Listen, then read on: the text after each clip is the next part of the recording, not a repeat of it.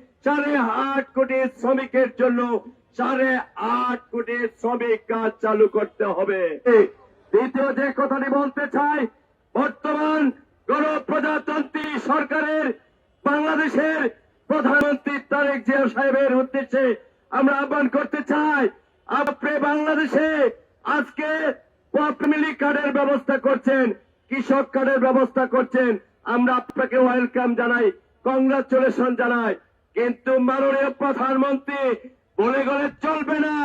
এই বাংলাদেশে আপনার আগমনকে নিশ্চিত করেছে প্রায় 300 শ্রমিক জুলাই গণঅভ্যুত্থানের জীবন দিয়ে।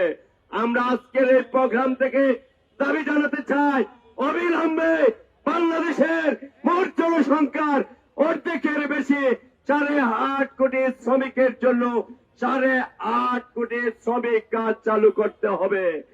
যে কার্ডের মধ্য দিয়ে এই শ্রমিকরা তাদের সন্তানদের বিনামূল্যে চিকিৎসার ব্যবস্থা পাবে, যে কার্ডের মধ্য দিয়ে আমার দেশের খেটে খাওয়া শ্রমিকেরা যেখানে স্বল্প মূল্যে পণ্য ক্রয় করে খাবার ব্যবস্থা হবে, যে কার্ডের মধ্য দিয়ে আমার দেশের খেটে খাওয়া শ্রমিকেরা যেখানে অল্প পয়সায় এই কার্ড দিয়ে বিনা টাকায় পরিবহন সুবিধা ভোগ করবে।